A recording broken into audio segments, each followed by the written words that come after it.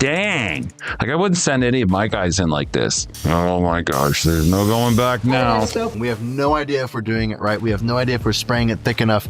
This is where good foam is really critical. I think it's a lot of problems because you don't have a consistency of thickness across. You've got the bumps. I think that when you mentally committed to going spray foam on something of this size that, you know, I'd want to get a pro in. I mean, you got 900,000 subscribers and you're cheaping out with this stuff.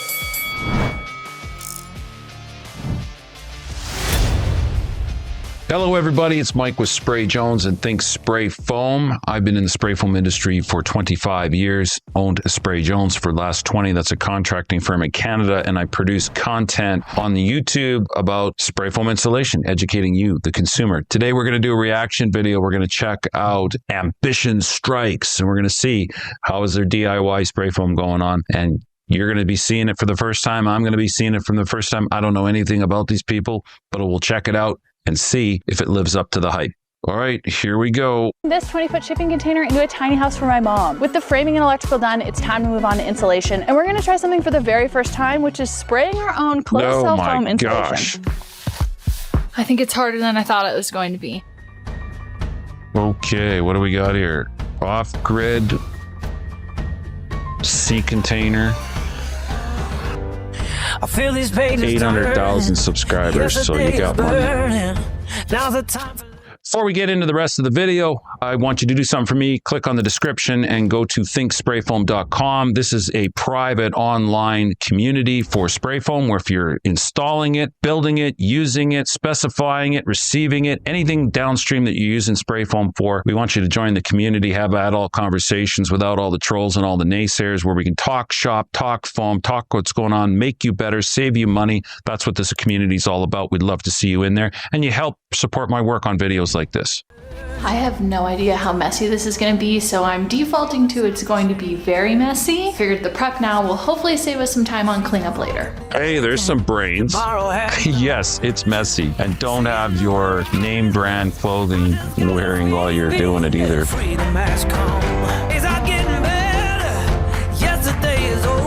That's a big ass military probably vehicle. Figured it's probably to tape off the outlets before they end up filled up with foam too.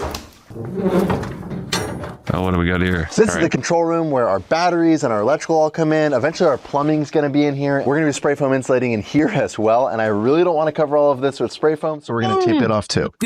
Okay, well, you know what? This is where good foam is really critical. One of the biggest warnings we had with this spray foam is that the chemical has to be between 70 and 90 degrees for it to work right. So over the past 12 hours or so, it's been up here in our living room, wrapped more like 90 in a heating blanket with the Get heater it out of the going at freaking 70, boxes. trying to get this stuff nice and warm. Get it out of the boxes. I mean, I know you got to carry it, but yeah, that should have been inside in the warmth. Let the metal warm up. It's really liquidy. Like, I would not have expected that. I'm pretty nervous because I know that this is about to get very hectic. If I stop for sorry, that was real. That's what liquidy was. What are we putting on here? Air? We're not blowing bubbles in the froth of the foam of your jacuzzi tub here. 30 seconds, I have to change the tip on the gun. That's how fast this stuff cures. You ready to get crazy? I don't think that's how you're supposed to do that. Why? You're breathing your suit. Like, No, I can only smell my own farts. Let's just say something about these charcoal filters. I mean, nobody's going to go out and buy fresh air, but you're absorbing it through your eyeballs, the foam. Okay. When you're in a shipping container, this setup is sort of okay for outside, you know, where you got a breeze taking it away. But when you're in an enclosed space like this, dang, like I wouldn't send any of my guys in like this. You know, you should be getting a full face, get the eyeballs, the nose, the mouth, all of it covered, and then get fresh air pumping in, because these cartridges are saturated very, very quickly. If they've even got the right ones, I don't know. I can't tell in this picture, but this isn't the best for your health. I mean, okay, maybe they can get away with this, maybe, but I don't like it already. Take me in, sir. What's he got out there? Some big military truck? Despite at our least tanks they're being smart taping up upstairs their in our sleeves. house all night with a heating blanket on them, they still weren't warm enough. So desperate times call for desperate measures. We got the tanks out of their cardboard boxes now, wrapped up in an electric blanket, wrapped in another blanket, and they do seem to be getting warmer. So Okay, what's he talking about? He's talking about making these tanks warm. Why? Because viscosity matters on mix massively. When you have two products that need to mix and meet, right, and become one, the viscosity, how thick they are, determines on whether or not they're going to be able to mix very well. And the chemistry is designed that you're going to get maximum cell structure and physical properties at a certain centiploid rating, meaning it's not too goopy, not too runny, right? This is really critical. And if the temperature of the foam is cold, then it's not going to mix very well. You're going to get bread dough. It's going to peel right out. Matt Reisinger had a wall where he sprayed it. It looked really good. And then it just sucked and peeled right out of there with a good wind. I've had a number of contractors that have done DIY kits. They don't even want to touch them anymore because they've had too many failed instances where they thought it was okay and then it was totally off and they had to go rip it back out. So the only opportunity they have here right now is to warm this up with a blanket, try to get those drums warm, try to get the container warm. And what they're doing is they're replicating what we would do. We have primary heaters. We pull it out of a drum. We're keeping the drums warm. Primary heaters, pressurize it, heated hose. They've got none of that.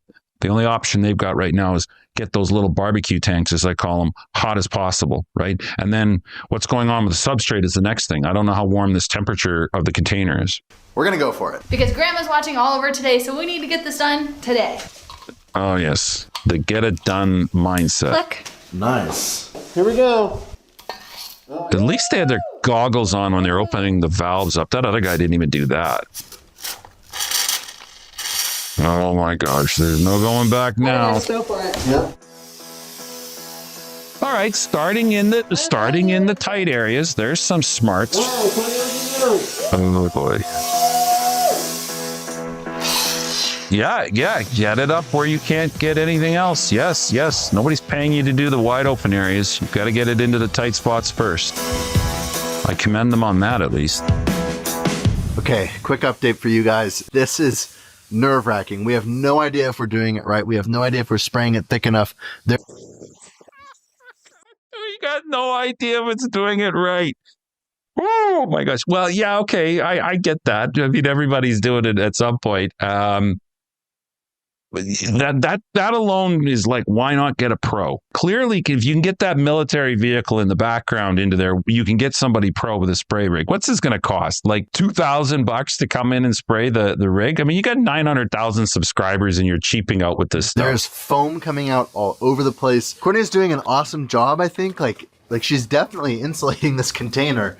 It's just so hard to know if we're doing it right and if it's going on thick. Okay, if it's not mixing, it's not going to be good. If it's too thin, if it's swirling and making weird fissures and stuff like that, these are all areas that are going to show up with dripping moisture. The even and consistent coverage that you want with spray foam is critical because then, the air isn't going through it. The air is carrying the water. You're not finding a metal surface cold enough to condense on.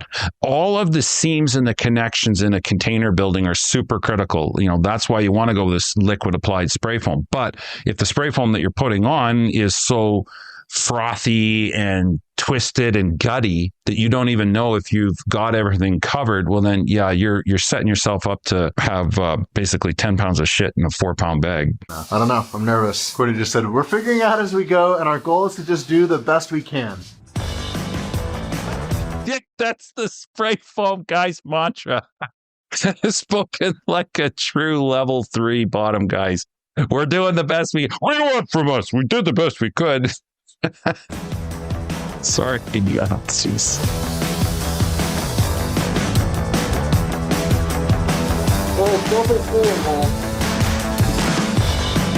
Oh my gosh.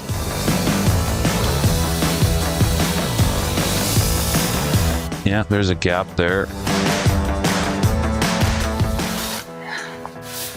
I think it's harder than I thought it was going to be. Yep. It's just so hard to know how thick to spray it, how much to spray. Here we go. I'm going back. You're going back. Welcome to our world. Oh boy. You know what? She's got more foam on her than the other guy did. The one video that I watched where he got the DIY cans and he was using that DIY thing. I got to hand it to him. He really didn't get a drop.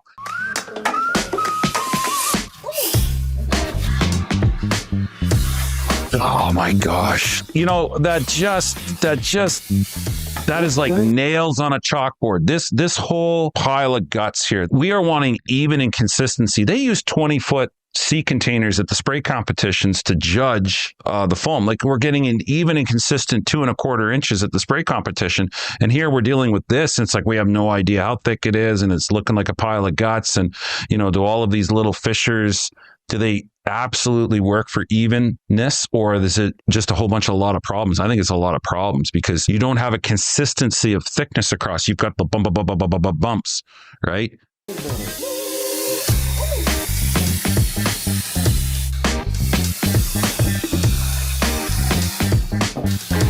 That's measuring part of the exotherm, right? The two products are reacting.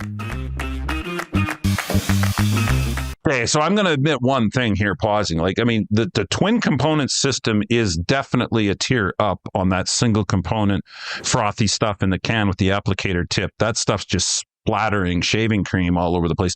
This is making some sort of a half-hearted attempt at twin components. So the A and the B are mixing to make foam. The issue that I have here is, I mean, it's low pressure, no heater, and as the pressures go down in the tank, the ability to push more vigorously through and get a good swirling mix at that applicator tip is diminishing. I've talked to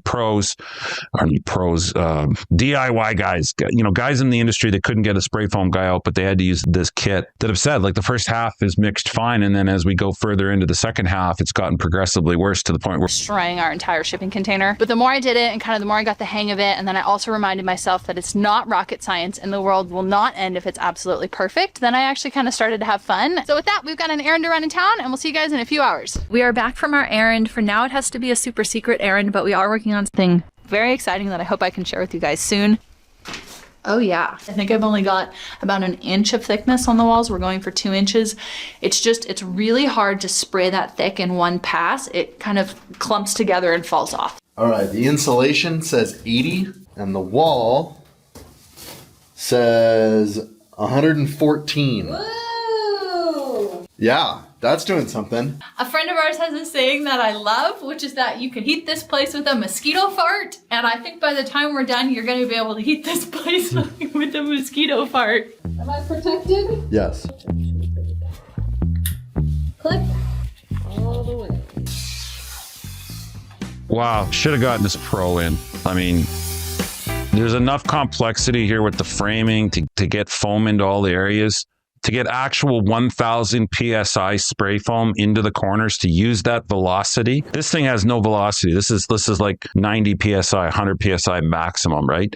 You're relying on that static mix tube, because that's what's happening is twin components are coming into that plastic gun, right? You got this quasi-plastic valving rod system that's pulling out. The two products are mixing. They're going through a static mixer. That's why she said 30 seconds, and the static mixer is so caked up they can't spray.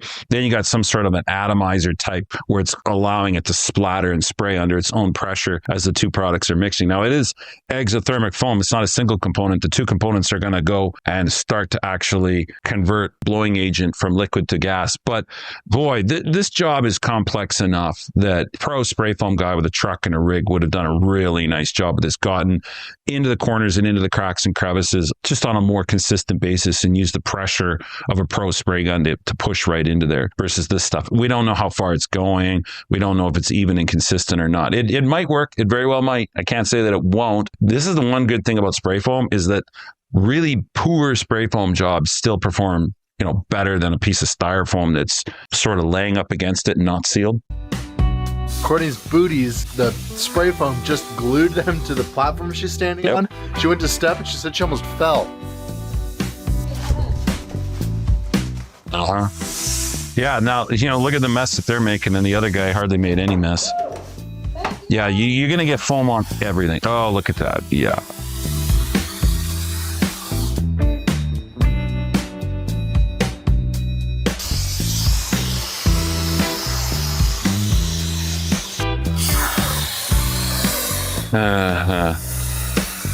Courtney's now covered the entire container. We've got all the cavities filled. Now we want to go around and make sure that everything is at least an inch thick, preferably 2 inches thick. Well, that's quite a variance. Oh, it's getting hot in here. Well, Courtney works on that thick spray foam. Tough to go in post. If you've put foam in the middle and then you realize you didn't get foam at the edges, now it's blocking you from getting into the corners, right? So now you're sticking your little straws and your little nozzles in. And I mean, an old timer told me, nobody's told them, you start with the most difficult, tight areas, work your way from the tightest spots in the corner to out. Because if the corners and the edges are sealed, then you work your way backwards, right? Before we get into the rest of the video, I want you to do something for me. Click on the description and go to thinksprayfoam.com. This is a private online community for spray foam where if you're installing it, building it, using it, specifying it, receiving it, anything downstream that you're using spray foam for, we want you to join the community, have adult conversations without all the trolls and all the naysayers, where we can talk shop, talk foam, talk what's going on, make you better, save you money. That's what this community is all about. We'd love to see you in there. And you help support my work on videos like this. Into the bays that have already cured, and I'm checking the depth. I'm marking with spray paint anywhere that's not thick enough so that she knows to go back and hit that spot again for a third time. That's a pro method.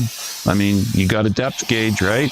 Courtney has been doing an awesome job of making sure to get spray foam in every little nook and cranny. The whole point of all of this is that we want all of the metal air sealed so that the moist, humid air from living and breathing can't reach the container walls, condensate, and create a giant mold problem eventually behind our wall. Hey, you're absolutely right. You're absolutely right. You do not want warm air inside the container touching metal. Metal is going to drip and condense effortlessly as soon as it gets cold. It looks like it's going to get cold wherever they're at. Hey, hats off to them on, choosing spray foam over styrofoam. The styrofoam sheets can be a bit of an issue. I know there are products out there and what have you, and SoFast makes a good one as well that, can follow the contours, but you really want to get something bonded to the metal. Right? That's what he's talking about. It's just, I think that when you've mentally committed to going spray foam on something of this size that, I'd want to get a pro in, but I couldn't carry these when we started, but some they're people, not very heavy. That's a proper little spray foam person. Like you've got the foam all over you.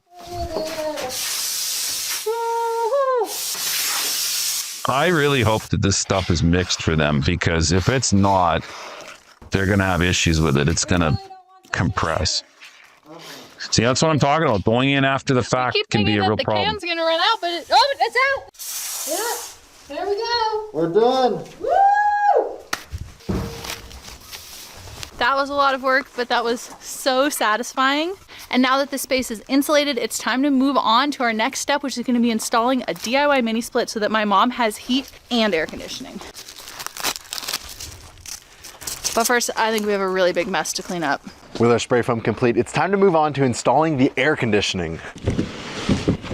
Okay, I don't know how exactly this is all going to work out for them. They'll find out when they get into some extremely cold situations. If they've made mistakes, if the foam didn't mix, if it didn't adhere, if the cell structure isn't proper, which is sort of akin to mixing, then they've got problems, major problems. If grandma's staying in here and you're using all of this in a mini split and you're professionally YouTubing, I think at this point, it constitutes bringing in a pro. Get the pro in and get the spray foam done with an actual truck with pressure, 1,000 PSIs. Why? Whatever this cost you, whether it was donated or not, or whether you had to pay for it or not, why take the risk of using this material, putting it in there? It's now there. It's in whatever state. And then waiting until it gets really cold outside to find out if you've got problems. Did it mix? Did it cell structure right? Did you get it into the corners? Like, it would be way better off, in my opinion, is to get pro foam, especially on something like this. This ain't just a hunting shack out in the back and it's no big deal and those kinds of things. This is going to be grandma's suite and this is going to be a secondary little grandma nanny area, then ouch, let's do it pro wise. So that's my take on it here.